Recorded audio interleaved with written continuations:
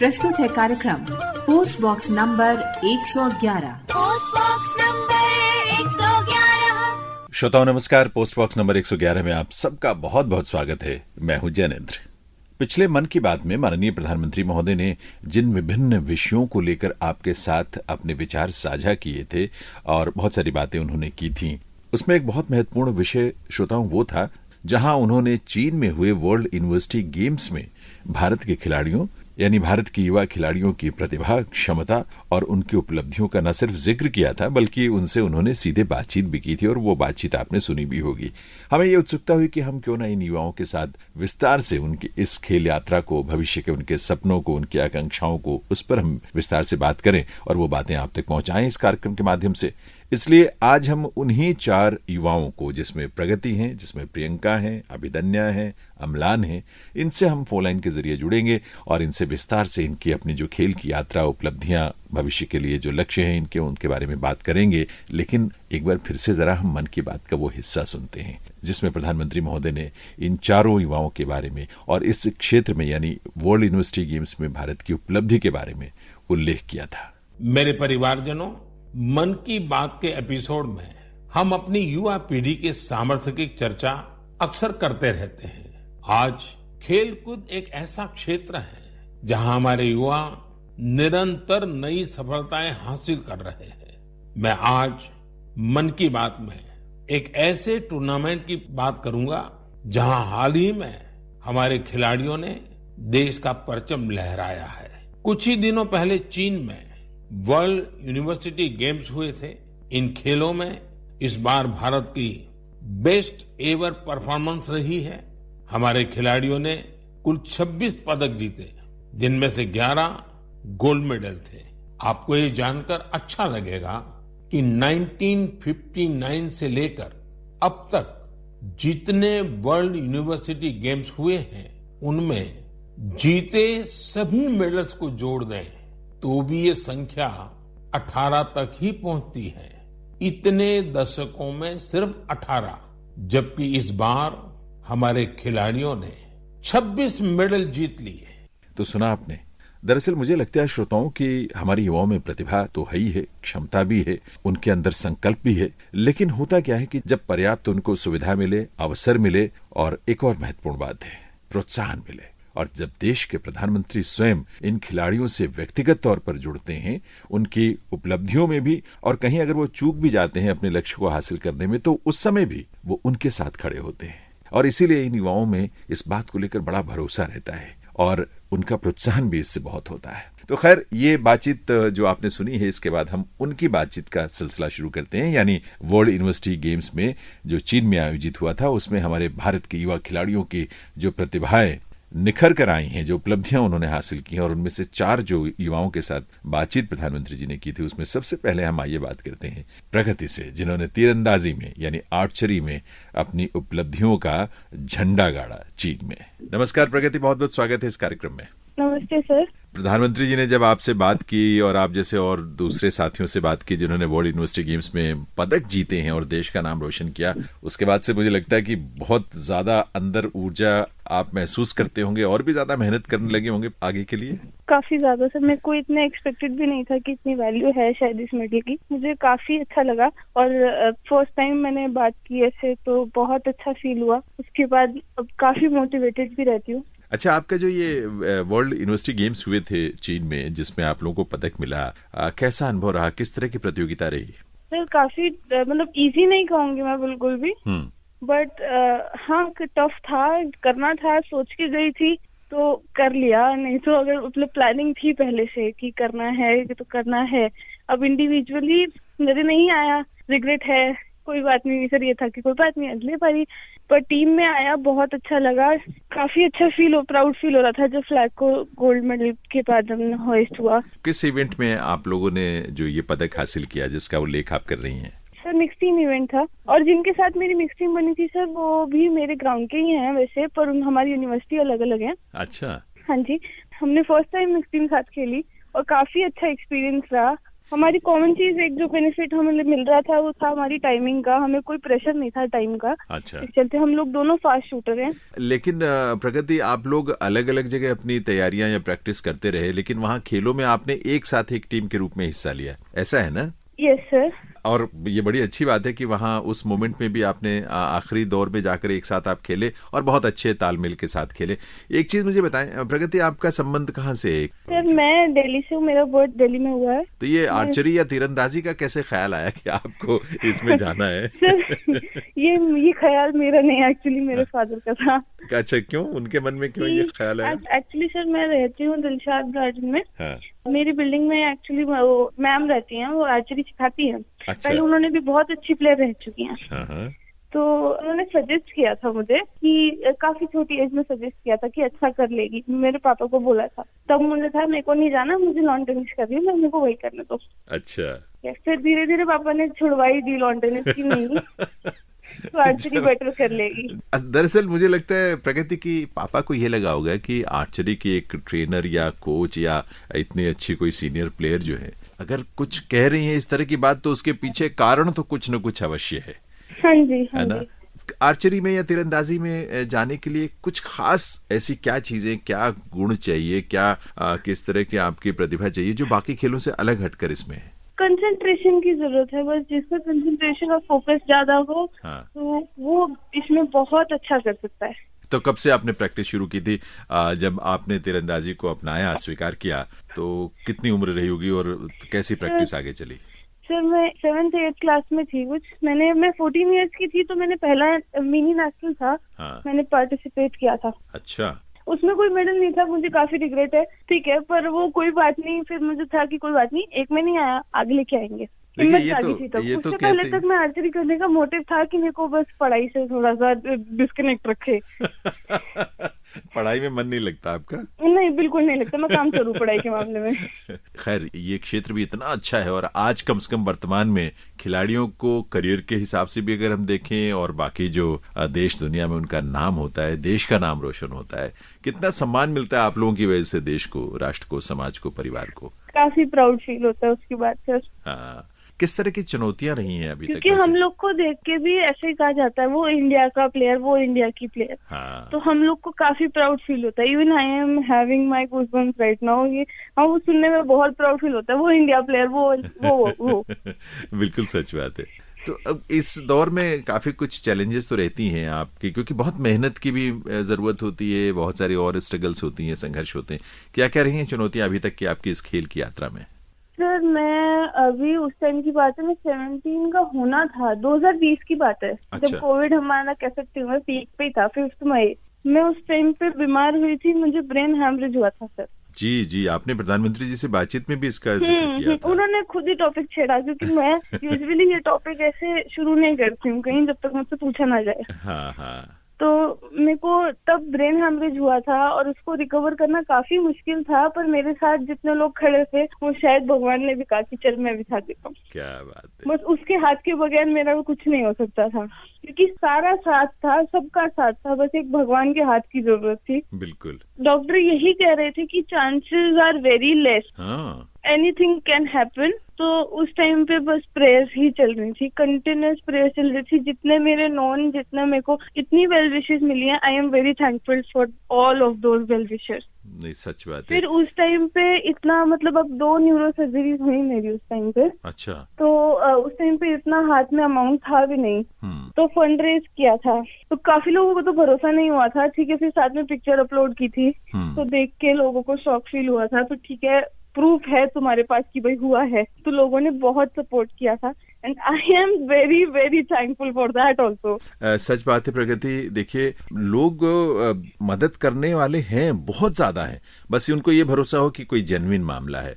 और अब उन्होंने जब देखा, आपकी हालत को देखा, तो उन्होंने बहुत सपोर्ट किया। और देखिए कितनी बड़ी बात, कितनी अच्छी बात लगती है ये, आप कभी भूल भी नहीं सकती हैं कि वो लोग जो आपको शायद पहले कभी जानते भी ना हो, आपके बारे में कभी सुना भी ना हो, उन लोगों ने भी मदद की होगी आपको फंड रेजिंग में, है ना?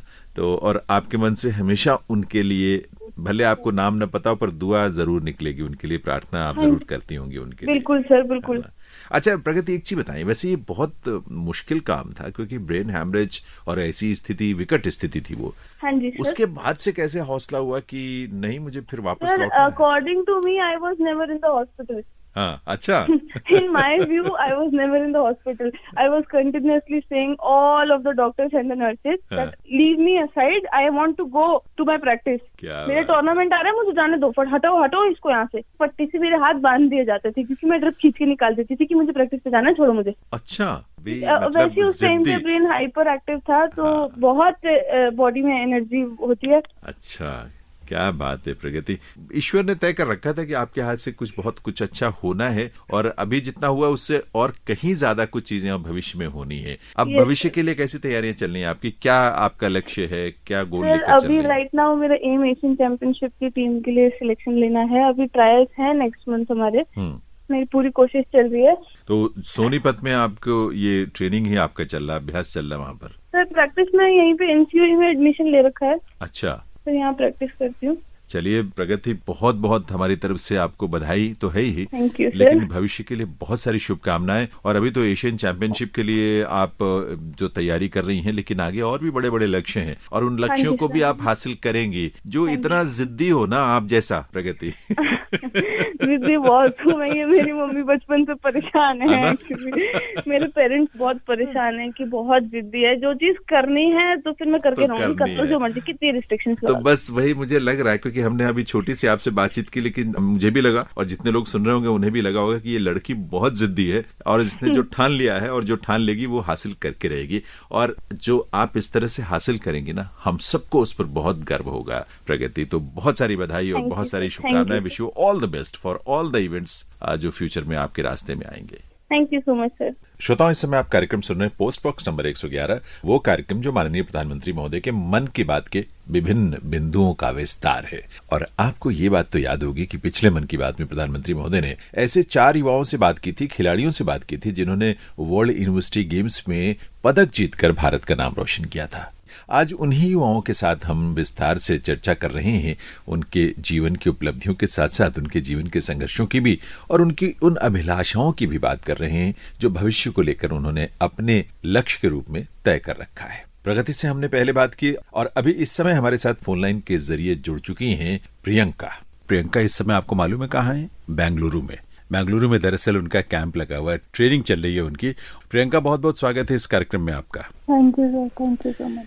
तो इस समय आपका बहुत ही व्यस्त कार्यक्रम रहता होगा क्योंकि ट्रेनिंग चल रही है, आपका कैंप वहाँ लगा हुआ है बेंगलुरु में। तो किस तरह की ट्रेनिंग चल रही है वहाँ? ट्रेनिंग काफी हार्ड चल रही है, और एशियन गेम्स भी ज्यादा दूर नहीं है। एथलेटिक्स 29 से स्टार्ट है, तो फर्स्ट डे ही हमारा इवेंट है, तो उसके लिए काफी अच्छी तैयारी चल रही है।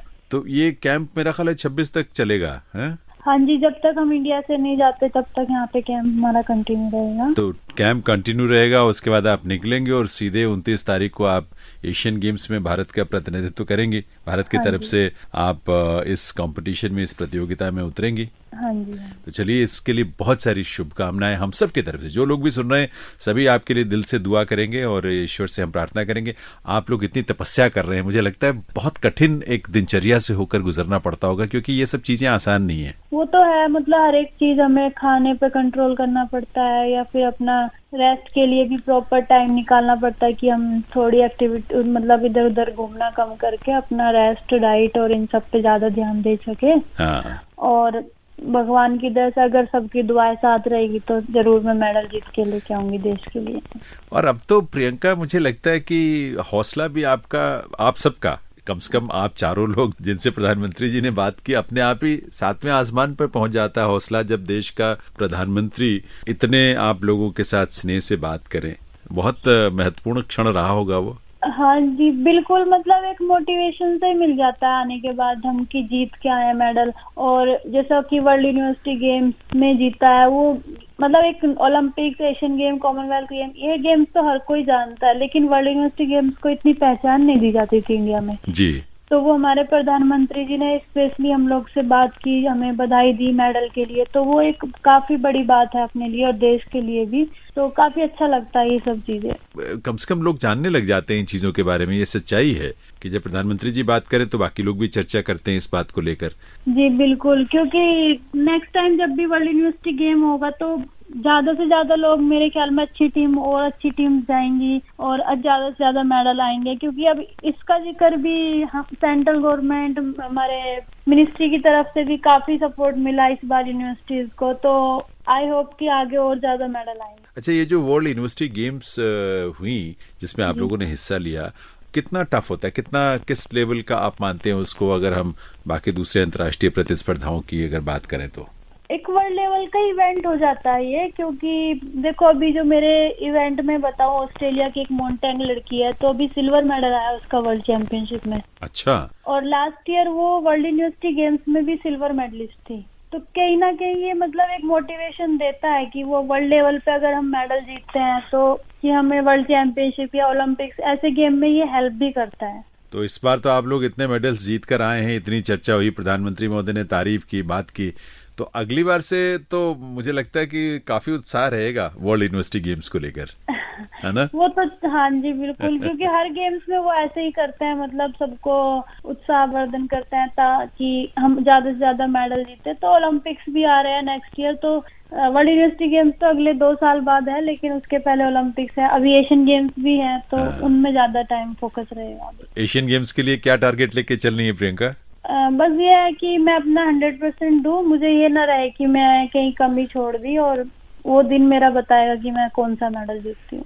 तो आप सिर्फ कर्म करने पर विश्वास करती हैं, गीता के सिद्धांत पर आप आगे बढ़ रही हैं। हाँ जी, फल जो है वो ऊपर वाला देगा, उस क्षण में आप जो बेस्ट परफॉर्मेंस देंगी उसके हिसाब से निर्णय होगा, जी है ना?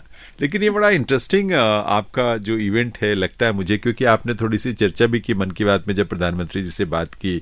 रेस वॉक जो है इवेंट है, काफी टफ है, बड़ा टेक्निकल है ना? जी बिल्कुल, मतलब एक यूनिक सा इवेंट है। हमें अगर नॉर्मल लोग जैसा गांव से है कोई, या फिर जो जानता नहीं है गेम के बारे में, वो देखता है तो वो देख के ऐसे बोलता है ये चल कैसे रहे हैं, मतलब उनको हो क्या गया है करके। अच्छा, नहीं वो हमने भी देखा टीवी पर जिस तरह से चलते हैं, और एक खास स्टाइल में, शैली में, गति में, पैर भी ज्यादा नहीं उठना चाहिए, जंप भी नहीं होना चाहिए, कितनी सारी चीजें उसमें हैं। 2 चीजें मेन होती है, एक तो हमारा नी बैंड नहीं होना चाहिए और हम हवा में नहीं होने चाहिए ज्यादा, तो कुछ पॉइंट ही हमें वो होता है फ्री की इतना उठ सकते हैं, लेकिन अगर उससे ज्यादा अगर हम उठ रहे हैं तो हमें फाउल दिया जाता है। अच्छा, तो इसका निर्णय कैसे होता है? 50-60 खिलाड़ी एकदम से छूटते हैं, तो हर 100 मीटर पे एक जज खड़ा होता है। अच्छा, तो पूरी रेस के अंदर 5 से 6 जज खड़े होते हैं और एक मेन चीफ जज होता है जो बोर्ड के पास होता है। अगर हम पूरी रेस के दौरान थोड़ा सा भी रनिंग करते देख लेगा जज, तो हमें डायरेक्ट डिस्क्वालीफाई कर दिया जाता है बिना वार्निंग के।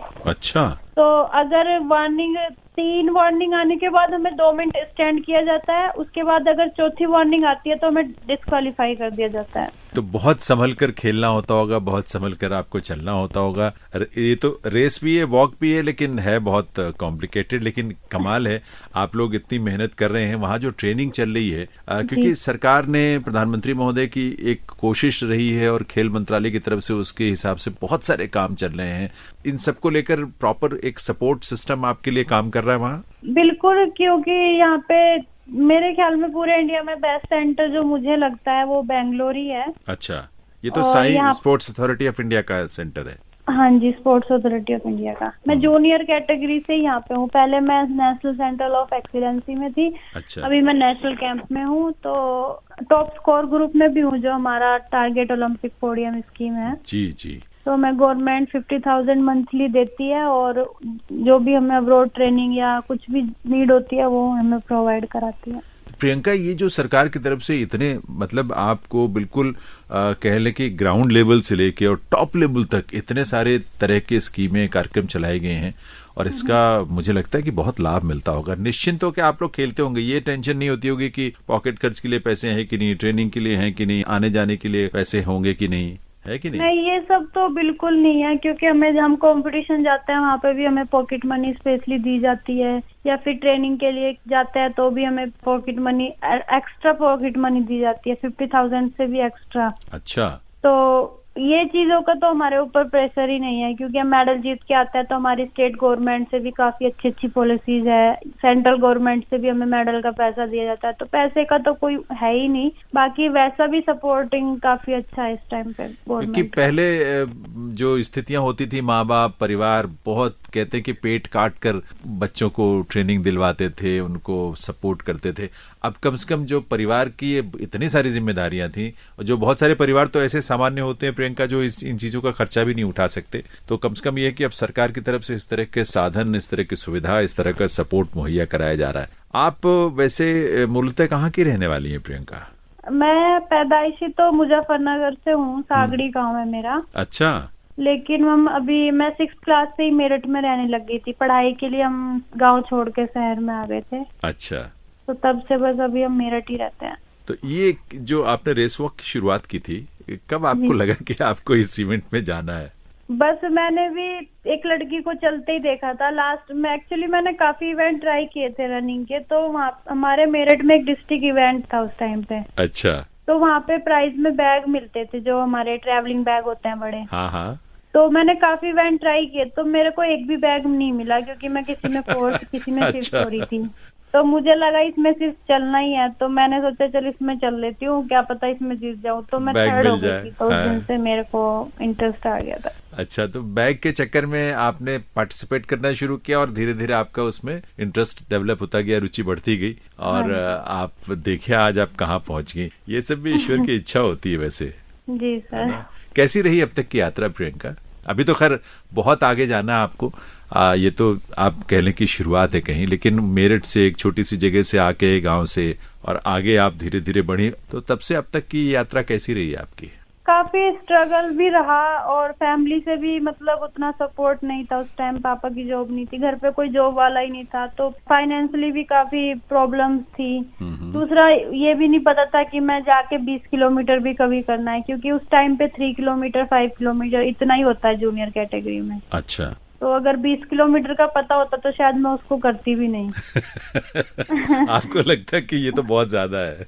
हाँ, 20 ज्यादा ही, मतलब उस टाइम के हिसाब से मेरी सोच वैसी हो जाती कि 20 तो कुछ ज्यादा ही है। पर अब तो 20 किलोमीटर कुछ लगता ही नहीं होगा। नहीं, अब तो ये है कि निकल जाती है, पता नहीं चलता। मुझे मैंने लगता है- 35 भी की थी एक हाँ। बार वर्ल्ड कप में। अच्छा, चलिए बहुत अच्छी बात है प्रियंका, और आप इतनी मेहनत कर रही हैं, और करें आप लोग मेहनत, और मुझे लगता है कि सरकार बिल्कुल आपके साथ खड़ी है, हर तरह से आपको सपोर्ट कर रही है। परिवार से, समाज से और सरकार से इसी तरह का उत्साह मिलता रहे जैसा मिल रहा है, और आपकी ट्रेनिंग एशियन गेम्स तक की नहीं, आगे तमाम जो खेल की प्रतिस्पर्धाएं होती हैं, ओलंपिक खेलों तक की, वहां तक आप पहुंचे, देश के लिए पदक जीते, जो बेस्ट है अपना परफॉर्म करें, और इसी तरह आगे बढ़ते रहे। हम सब की तरह से बहुत सारी शुभकामनाएं प्रियंका। धन्यवाद सर। श्रोताओं, कार्यक्रम आप सुन रहे हैं पोस्ट बॉक्स नंबर 111, और आज इस कार्यक्रम में हम उन खिलाड़ियों से बात कर रहे हैं जिन्होंने वर्ल्ड यूनिवर्सिटी गेम्स में हिस्सा लिया, मेडल्स जीते, देश का नाम रोशन किया, और खुशी इस बात की और गर्व उनके लिए इस बात का है कि उनसे माननीय प्रधानमंत्री महोदय ने पिछले मन की बात में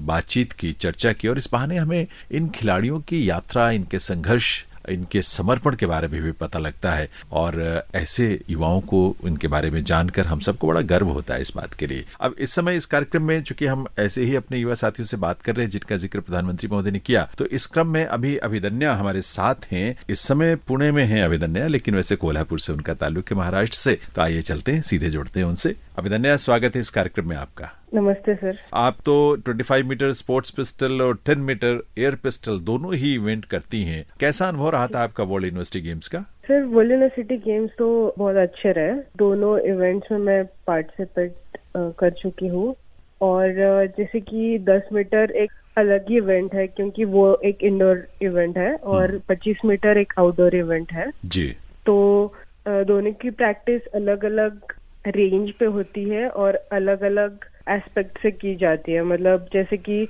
अभी मैं अगर 25 मीटर पे कर रही हूँ तो वातावरण का बहुत फर्क पड़ता है। मतलब जी। जैसे हवा- अगर वेदर अगर हाँ। रेनी है तो फिर विंड चलेगी, हाँ। फिर बारिश भी होगी हल्की हल्की, तो वो भी मैटर करता है। और फिर अगर मैं 10 मीटर पे कर रही हूँ तो वहाँ पे कोई विंड नहीं होगी, वहाँ पे तो पूरा इंडोर गेम है, तो दोनों को अलग से प्रैक्टिस करना पड़ता है। अभी नवंबर में हमारे ओलंपिक ट्रायल्स चालू होने वाले हैं। अच्छा। 2024 के ओलंपिक के लिए, तो उसके लिए मैं अभी प्रिपेयर कर रही हूँ। Very good. तो पुणे में ही आप इसकी तैयारी भी कर रही हैं? जी सर। वैसे आप तो कोल्हापुर से आपका संबंध रहा, आपका मूल जो स्थान है वही है, लेकिन वहां से जैसे बातचीत भी हुई, प्रधानमंत्री जी ने भी चर्चा की तो आपने इसका जिक्र किया था, बहुत मुश्किल समय रहा वो कि वहां से शुरुआती दौर में जब आपने स्टार्ट ही किया था, कैसी कैसी मुश्किलें थी, चुनौतियां थी आपके सामने? सर पहले तो मेरे मम्मी पापा दोनों ही टीचर हैं और हमारी फाइनेंशियल कंडीशन उतनी अच्छी नहीं है कि हम शूटिंग जैसा गेम अफोर्ड कर पाए। जी, बहुत महंगा मैंने स्टार्टिंग में स्टार्ट किया तब हम अफोर्ड नहीं कर पा रहे थे, तो मैं बहुत सारे अलग गेम्स भी कर रही थी जब मैं स्कूल में थी। अच्छा। जैसे मैंने ताइक्वांडो ब्लैक बेल्ट तक किया है, नेशनल लेवल में खेल रही थी। फिर मैंने बॉक्सिंग भी स्टेट लेवल तक खेला, फिर फेंसिंग किया, फिर डिस्कस थ्रो किया, अच्छा, स्विमिंग भी किया, रिले भी किया। हाँ। ऐसे बहुत सारे गेम्स किए। और फिर शूटिंग में कभी कभी सैटरडे संडे को करती थी, जब पापा को छुट्टी होती थी तब मैं रेंज पे जाके करती थी। फिर जब मैंने स्टार्ट किया तब कोई भी कंपटीशन में विदाउट प्रैक्टिस मेरा मेडल आ रहा था। अरे वाह, स्टेट लेवल अरे वाह, अच्छा। तो फिर सब लोग यही बोलते थे कि थोड़ा और ध्यान से प्रैक्टिस करो तो फिर आगे तक पहुंच पाओगे। और शूटिंग एक ऐसा गेम है जिसमें हम खुद से कम्पीट करते हैं, हमें किसी और मतलब प्रतिस्पर्धी से कम्पीट नहीं करना पड़ता। अच्छा। और फिर इंजरी के बहुत सारे कम चांसेस है। और फिर जितना हम खुद को कामली रखते हैं, जितना हम खुद मेडिटेट करके खुद को मोटिवेट करके खेल सकते हैं, वो वैसा वाला गेम है। तो फिर मुझे बहुत अच्छा लगता था। तो फिर जब मेडल्स आने चालू हो गए तो मेरे स्कूल ने भी थोड़ा ध्यान देना चालू किया मेरे ऊपर। फिर मैं डॉक्टर सारिस पूनावाला इंटरनेशनल स्कूल उधर ही मेरे गांव में है जी, वहाँ पे पढ़ी हूँ। तो उन्होंने मेरे लिए शूटिंग रेंज बनाई। वहाँ स्कूल में मेरे पास एक सेकेंड हैंड वेपन थी जिसपे मैंने स्कूल लेवल का जो स्कूल गेम्स होता है, हाँ। उसमें मेरा इंडिविजुअल गोल्ड आया था और टीम का भी गोल्ड आया था। तो फिर उसके बाद मेरी एक्चुअली शुरुआत हुई। फिर उन्होंने एक वेपन गिफ्ट की मुझे। फिर मैं आगे खेलते खेलते, फिर कोल्हापुर में कोई कोचिंग करने के लिए कोच नहीं था जी। तो फिर मुझे पापा ने बोला कि कोई बात नहीं, आप पुणे में रह के ट्रेनिंग करो, क्योंकि हमारे लिए तो पुणे ही नजदीक है, 4 घंटे लगते हैं पुणे पहुंचने के लिए। तो मैं यहीं पे, मेरे अंकल रहते हैं, उनके घर पे रह के फिर बालेवाड़ी स्टेडियम में ट्रेनिंग करती थी। उधर से भी बहुत मुश्किल सफर था क्योंकि उधर से 1.5 घंटा लगता था इधर पहुंचने में, फिर से ट्रैवल करके आना, फिर चल के स्टेडियम में जाके फिर ट्रेनिंग करके फिर वापस घर जाना। मतलब सुबह 7 बजे मेरी जर्नी स्टार्ट होती थी, शाम को 7-8 बजे मैं वापस घर जाती थी। मतलब दिन भर मैं बस इतना ही कर रही थी, आना, ट्रेनिंग करना, फिर शाम को फिजिकल करके फिर घर जाना वापस। वैसे वडगांव में भी जब थे तो कोल्हापुर आने जाने में काफी टाइम लगता था उस दौरान भी? जी जी जी, बहुत टाइम लगता था आने जाने में। अच्छा अभिधन्या, आपको क्योंकि इतने सारे खेल आप खेलती रही, बस आप एक्सप्लोर करती रही अपने आप को, जो अवसर मिला आपने ट्राई किया क्योंकि आपको खेलना था, पर ये खेलने का जुनून आपको कब से था? जुनून मुझे बचपन से था, क्योंकि मैंने मेरे मम्मी से बहुत बार सुना था कि उनको खेलने की इच्छा थी लेकिन वो खेल नहीं पाए क्योंकि उनको उनके फैमिली ने उतना सपोर्ट नहीं किया। अच्छा। और फिर वो चीज मुझे ज्यादा मोटिवेट कर रही थी खेलने के लिए, क्योंकि मुझे ऐसा लगता था कि मुझे अपने माताजी का सपना पूरा करना है। तो वो चीज को लेके मैं ज्यादा प्रोत्साहित हुई खेलने के लिए।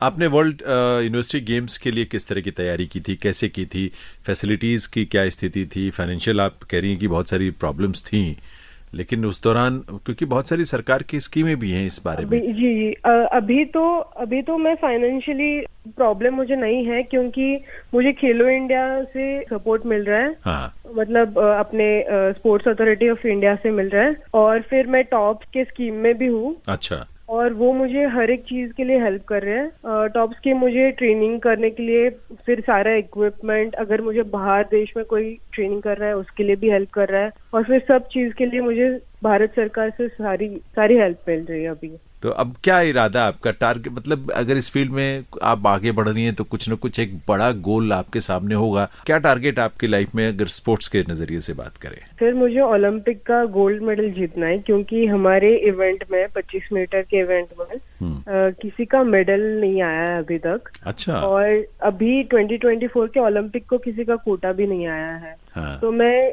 First goal is to win a quota for 2024 Olympics. फिर उसके बाद 2024 ओलंपिक्स में मैं पदक की अपेक्षा कर रही हूँ।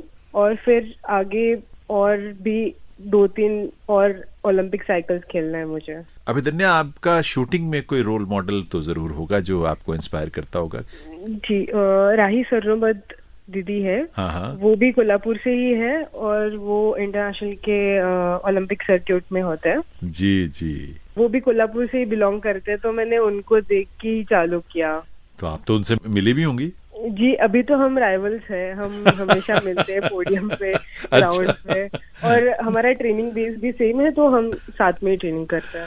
ओके, एक ही जगह से हैं, आपकी वो रोल मॉडल है, लेकिन कॉम्पिटिटर भी हैं साथ में, है ना। बट चलिए, ये बहुत अच्छी बात है। हमें जो अपना बेस्ट है वो देना है और उसी के लिए आगे बढ़ना है। किसी तरह की कभी कोई प्रॉब्लम, कोई प्रेशर महसूस करती हैं? प्रेशर तो होता रहता है, मतलब हर एक बड़े कंपटीशन के पहले।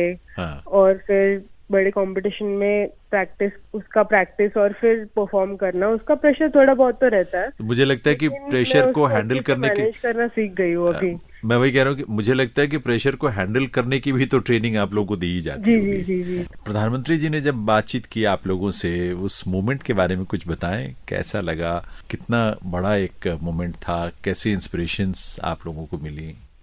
मुझे सच में बहुत ही अच्छा लगा। मतलब मैं वो चीज को वर्ड्स में नहीं रख सकती, क्योंकि एक बहुत ही बड़ी चीज है कि एथलीट्स खेल रहे हैं और फिर प्रधानमंत्री जी खुद उनको कॉल करके कॉन्ग्रेचुलेट कर रहे हैं। ये बहुत ही बड़ी बात है और उनसे जब भी मैंने बात की तब मैं बहुत ज्यादा मोटिवेट हो गई। हाँ। क्योंकि ऐसी शाबाशी मिलना बहुत गर्व की बात है और मुझे वो मिली है, इसलिए मैं खुश हूँ। सच बात है। और मुझे लगता है इससे बेहतर और ज्यादा बेहतर करने की प्रेरणा भी मिलती है भविष्य के लिए। और इसके लिए हमारी तरफ से बहुत सारी शुभकामनाएं भी अभिदन्या आपको। आपने जो भी लक्ष्य अपना रखा है जीवन में, खेल के क्षेत्र में, आप जरूर उसे हासिल करें अपनी मेहनत से, लगन से, समर्पण से। सबके गुड विशेस आपके साथ हैं। ईश्वर की कृपा भी आप पर रहे और उस लक्ष्य को आप हासिल करें। हमसे बातचीत करने के लिए बहुत बहुत धन्यवाद आपका। जी सर, धन्यवाद सर। श्रोताओं, पोस्ट बॉक्स नंबर 111 में आज हम ऐसे 4 युवाओं से बात कर रहे हैं जिनके साथ प्रधानमंत्री महोदय ने अपने मन की बात में बातचीत की थी, और इसलिए की थी कि ये 4 होनहार, प्रतिभावान, क्षमतावान हमारे देश के युवा वर्ल्ड यूनिवर्सिटी गेम्स में उन्होंने हिस्सा लिया, और हिस्सा ही नहीं लिया, मेडल जीत कर आए, देश का नाम रोशन करके आए। और इस समय हमारे साथ फोन लाइन के जरिए जुड़े हुए हैं अम्लान बोरगोहाइन। अब अम्लान जो है वो आप जानते हैं कि एथलेटिक्स में उन्होंने हिस्सा लिया था वर्ल्ड यूनिवर्सिटी गेम्स में, लेकिन शुरू से ये उनकी रुचि नहीं रही या उनका फील्ड नहीं था, लेकिन धीरे धीरे कोशिश करते करते एक ऐसा लक्ष्य उनको मिल गया, एक ऐसा रास्ता मिल गया कहना चाहिए, जिसमें अब वे अंतर्राष्ट्रीय स्तर पर अपनी पहचान बना चुके हैं और बना भी रहे हैं। तो आइए उनसे बात करते हैं और जानने की कोशिश करते हैं उनकी अपनी ये यात्रा कैसी रही। लेकिन अम्लान, आपको बहुत बहुत स्वागत है इस कार्यक्रम में सबसे पहले। और ये बताइए कि जब प्रधानमंत्री जी से आपकी बातचीत थी और आपने तो उनसे सवाल भी किया, क्या अनुभव रहा आपका? जी नमस्कार सर। पहले तो आपको बहुत बहुत शुक्रिया मेरे को इसमें कार्यक्रम में बुलाने के लिए। और प्रधानमंत्री जी से सबसे पहले तो मेरे को उनका बात सुन के बहुत मेरे को डर लगा। हम जिनका वॉइस खाली टेलीविजन में देखते सुनते हैं, सोशल मीडिया में देखते हैं, आज पहली बार वो हमारे सामने हमारे साथ ऐसा बात कर रहे हैं, तो पहले तो मुझे डर लगा। फिर बाद में ऐसा लगा कि जिस तरह से उन्होंने बात किया हमारे साथ, तो वो बहुत फ्रेंडली वे था, बहुत ही फ्रेंडली वे था, जैसे कि दो आपस में दोस्त बात करते तो कैसे था सर जी। प्रधानमंत्री जी सामने से हमसे बात करते हैं तो अंदर से ऐसा लगता है कि हाँ, हम जो अपने काम कर रहे हैं उसको एक रिकग्निशन मिल रहा है। मीन्स हमको लोग जान रहे हैं, हमारे बारे में पूछ रहे हैं, तो इससे हमें बहुत अंदर से बहुत अच्छा लगता है और ये चीज हमको मोटिवेट भी करता है कि हम आगे और करते रहें ऐसा ही। बिल्कुल। वैसे आप मूलतः कहाँ से हैं अम्लान? मैं आसाम से। आसाम कौन से जगह से? जोरहाट से। हाँ जी सर। पापा मेरे मिलिट्री में थे। अच्छा। तो फिर उधर से रिटायर होके अभी शायद से 4 साल ही हुए हैं अभी उधर हमको अपना घर बनाते हुए। अच्छा, एक बात है, आप पापा आपके मिलिट्री में थे तो फिर तो आपकी मूवमेंट काफी जगह होती रहती होगी देश भर में। हाँ जी सर। तो पहले हम लोग बरेली में थे, फिर दिल्ली गए, फिर पापा हैदराबाद में रिटायर हो गए। फिर हैदराबाद में फिर पापा का ऐसा थॉट आया कि चलो आसाम में जाके अपना घर बनाएंगे, अपनों के साथ रहेंगे। तो पापा आसाम चले गए, मैं फिर हैदराबाद में था। फिर मैं आसाम में प्रैक्टिस के लिए गया। फिर बाद में मुझे भुवनेश्वर में रिलायंस फाउंडेशन ने बुलाया तो मैं फिर उधर ट्रेनिंग किया। फिर हमारा एकेडमी मुंबई शिफ्ट हो गया, तो अभी हम मुंबई में ही हैं। Reliance foundation high performance academy है। अच्छा। ये एथलेटिक्स का है, जो एथलेटिक के जो भी प्लेयर्स हैं ये उन लोगों को सपोर्ट करते हैं, जैसे कोचिंग हो गया, डाइट हो गया, तो ये सब हमको बहुत सपोर्ट मिलता है उनसे। अच्छा अम्लान, आप एथलेटिक्स में तो बहुत सारे इवेंट्स होते हैं, तो आप किस इवेंट में पार्टिसिपेट करते हैं, कौन सा खेलते हैं आप इवेंट? जी मेरा मनपसंद तो 100 मीटर है, बट मेरे कोच मेरे को 200 मीटर भागने के लिए बोलते हैं, क्योंकि उसमें मैं ज्यादा अच्छा करता हूँ। और फिर एथलेटिक्स में ऐसा बोलते हैं कि हम अपने इवेंट को नहीं चूज करते हैं, तो वो हमको इवेंट आपको चूज करता है। यस। हाँ, तो मेरे को ऐसे ही 200 मीटर ने मुझे चूज कर लिया और हम भाग रहे हैं 200। अच्छा। इंटरनेशनली मैं 200 मीटर में करता हूँ, बट नेशनल मीट्स में मैं 100-200 में करता हूँ। अच्छा, वेरी गुड, बहुत अच्छा है। तो मुझे लगता है कि आपकी इस जर्नी में जो एक बहुत इंपॉर्टेंट फेज रहा है वो हैदराबाद का आपका टाइम रहा है, लगभग 2-3 साल का, जहाँ पर आप रहे हैं। जी, हर फेज मेरे लिए बहुत इंपॉर्टेंट था। मतलब हर जगह मैंने कुछ ना कुछ सीखा है। जब मैं हैदराबाद में था तब मैंने सीखा था कि स्पोर्ट एथलेटिक्स है क्या। अच्छा। फिर मैं आसाम शिफ्ट हो गया तो मैंने उधर जाना कि स्पोर्ट्स कितना हार्ड है, मतलब ये हर किसी की बस की बात नहीं है। मतलब आप अगर मेहनत करोगे तो ही आपको सफलता मिलेगा। फिर जब मैं भुवनेश्वर में जब शिफ्ट हुआ था तब मेरे को ये सीखना मिला कि ये फैसिलिटी जो मेरे को मिला है, तो मैं इस चीज के लिए बस लकी हूँ, तो इसका मुझे 100% इस्तेमाल करना चाहिए। तो मैंने वैसे 100% इस्तेमाल करके आज मैं इस मुकाम पे। बिल्कुल, बहुत अच्छी बात है। अम्लान, भविष्य के लिए क्या आपका लक्ष्य, क्या है, टारगेट क्या लेके चल रहे हैं? भविष्य का लक्ष्य है कि मैं इंटरनेशनल लेवल में 100-200 मीटर में ज्यादा अपने कंट्री को रिप्रेजेंट करूं, क्योंकि 100-200 मीटर एक ऐसा इवेंट है जिसमें हमारा कंट्री उतना अच्छा नहीं करता है। तो मैं और इंटरनेशनल कंपटीशन में रिप्रेजेंट करूं और अपने कंट्री को गोल्ड मेडल के लिए दावेदार रहूं। हम सबको इंतजार रहेगा उस दिन का अम्लान। जी सर। क्योंकि आप लोगों में जितना उत्साह है, क्षमता है, आपकी लगन है, आप लोगों का लेवल ऑफ कमिटमेंट कमाल का है, और आप लोग दिन रात मेहनत करते हैं अपना सुख सुविधा छोड़कर। मुझे लगता है बल्कि आप इसी को एंजॉय भी करते हैं। जी, मेरे साइड से आजकल हमारे कंट्री में, हम लोग के देश में स्पोर्ट्स बहुत सिंपल हो गया है। मतलब जैसे कि कोच जो हमें बोलता है तुम ग्राउंड में ये करो, तो हम वही करते हैं। सपोज अगर न्यूट्रिशनिस्ट कुछ बोलती है कि तुम ये चीज खाओ, तो हम वही चीज खाते हैं। अगर हमारा स्ट्रेंथ एंड कंडीशनिंग कोच बोलते हैं कि तुम ये करो, तो हम वही करते हैं। तो इस चीज में क्या होता है कि हमको कोई बता देता है कुछ, तो उनको फॉलो करना तो बहुत सिंपल, हमें खाली उन चीज को फॉलो करना है। आपके कहने का मतलब ये है कि आपको खुद इन चीजों के लिए रिसर्च नहीं करनी पड़ती, सोचना नहीं पड़ता, दिमाग नहीं लगाना पड़ता, टाइम नहीं लगाना पड़ता। आपको ये सारे लोग जो प्रोफेशनल्स हैं, अपने अपने फील्ड के एक्सपर्ट्स हैं, हाँ, ये जो सारे फील्ड के एक्सपर्टीज है, जो एक स्पोर्ट्समैन को बहुत अच्छा प्लेयर बनाते हैं, तो वो हमारे पास है ऑलरेडी। तो बस हम इन चीज को फॉलो करते हैं। पहले हमारे कंट्री में ये सब नहीं था, हमको मालूम नहीं था कि ये सब क्या है। अभी धीरे धीरे सब कुछ मालूम चल रहा है, बस अभी हमको बस फॉलो करना है। अच्छा, आपने कितने साल की उम्र में शुरू किया था खेलना? पहले फुटबॉल खेलता था, तो वो शायद 2005 में स्टार्ट किया था। तो कितने साल की उम्र थी आपकी? 2005, 4-5 साल। हाँ, 4-5 साल। अच्छा। हाँ।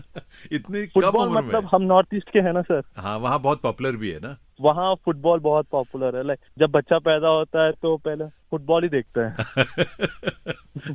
अच्छा, मुझे लगता है शुरू में इसीलिए आप फुटबॉल के प्रति ही आकर्षित थे, सीखना भी शुरू किया। लेकिन मेरा ख्याल है आपके भाई या किसने गाइड किया आपको कि आपको इसमें आना चाहिए, एथलेटिक्स में? जी, मेरे भाई और मेरे भाई के दोस्त ने। तो मेरे भाई के जो दोस्त थे, तो वो पहले उन्होंने बोला कि अम्लान को एथलेटिक्स में आना चाहिए। फिर वो चीज सुन के मेरे भाई ने मेरे को बहुत सपोर्ट किया। मेरे को सुबह उठ के कोचिंग लेके जाना, फिर उधर 2 घंटा वेट करना। मतलब मेरे पूरे स्पोर्ट्स करियर में मेरे भाई का बहुत बड़ा हाथ है। क्या बात है। लेकिन जब आपने एथलेटिक्स में हिस्सा लिया और सुना, जब पहले स्टेट मीट में गए, हार गए, तो आपने तो सोच ही लिया कि नहीं, मुझे नहीं खेलना इसमें? नहीं, ऐसा नहीं सोचना। तो मेरा बचपन से ऐसा मेंटालिटी था कि भाई मैं हार कैसे गया उसमें। अच्छा। उसके पास भी 2 पाँव 2 हाथ, मेरे पास भी वही चीज है, मैं हार कैसे गया। अच्छा। बट मैं हार तब मान लेता हूँ क्योंकि मैंने शायद उससे कम प्रैक्टिस किया होगा। हाँ। तो इसलिए मैं हार गया। तो अगली बार उससे ज्यादा प्रैक्टिस करके मैं जाऊंगा। तो मैं इस मेंटालिटी से आता हूँ, क्योंकि मेरा मानना ऐसा है, आप जब हारते हो तो इसका मतलब ये जो दूसरा आदमी है, जो दूसरा बंदा है, वो आपसे ज्यादा मेहनत करा है, तो इसलिए वो जीता है और वो हकदार है उस जीत का। बट आप अगर उससे ज्यादा मेहनत करोगे तो आप वही प्लेस में जाओगे। तो मेरा ऐसा मानना है। बहुत अच्छी बात है। अच्छा, आपका जो वर्ल्ड यूनिवर्सिटी गेम्स में आपने पार्टिसिपेट किया था, किस तरह का कंपटीशन था आपका? कैसा लगा आपको? वहाँ का एक्सपीरियंस क्या था? जी, वो तो पहली बार मैंने 200 मीटर खेला है इंटरनेशनली। पहली बात तो बहुत मजा आया। लाइक वो तो लोग कंपटीशन के टाइम में सीरियसनेस ले लेते हैं, पूरा ऐसा मुंह गुस्से वाला बनाते हैं, बट वहाँ पर वैसा नहीं था। वहाँ पर सब लोग फ्रेंडली थे और बेस्ट पार्ट ये था कि उधर मेरे को कोई नहीं जानता था। अच्छा। तो बस मेरे अंदर ये जिद थी कि अपने लिए नाम बनाना है। तो फिर ऐसे हीट्स हो गया, सेमीज हो गया, फाइनल हो गया। फाइनल में देखा तो मेरे को ब्रॉन्ज मेडल आ गया। तो मैं 10 मिनट के लिए खुश हुआ, फिर बाद में मैं थोड़ा ज्यादा एक्साइट हो गया क्योंकि मुझे मालूम चल गया था कि मैं कहाँ मैंने मिस्टेक किया है और कहाँ मैं इम्प्रूव हो सकता हूँ। बहुत अच्छी बात है और मुझे लगता है कि आप इसी जज्बे के साथ, ऐसी सिंप्लिसिटी के साथ, ऐसे ही सरल सहज भाव से एंजॉय करते हुए इस जर्नी को पूरा करें और जो जीवन में आपका लक्ष्य आप हासिल करना चाहें जरूर करें। तो इसलिए बहुत सारी शुभकामनाएं। आपने समय निकाल कर हमसे बात की, उसके लिए बहुत बहुत धन्यवाद आपका। थैंक यू सो मच, आपने मुझे इनवाइट किया। इसी के साथ श्रोताओं, अब मुझे यानी जैनेंद्र को भी अनुमति दीजिए। अपना बहुत सारा ध्यान रखिएगा। नमस्कार।